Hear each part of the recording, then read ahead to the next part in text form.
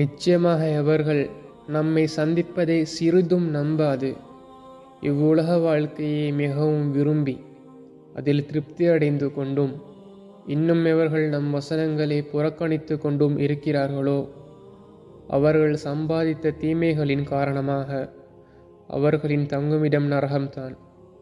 நிச்சயமாக அவர்கள் ஈமான் கொண்டு நற்கர்மங்களை செய்கிறார்களோ அவர்களுக்கு அவர்களுடைய இறைவன் அவர்கள் ஈமான் கொண்ட காரணத்தினால் நேர்வழி காட்டுவான். இன்பமயமான சூனபதிகளில் அவர்களுக்கு கீழ் ஆறுகள் ஓடிக்கொண்டிருக்கும். அதில் அவர்கள் அல்லாஹ்வே நீ மகா பரிசுத்தமானவன் என்று கூறுவார்கள். அதில் தம் தோழர்களை சந்திக்கும் போது அவளுடைய முஹம்மன் சலாமுன் என்பதாகும்.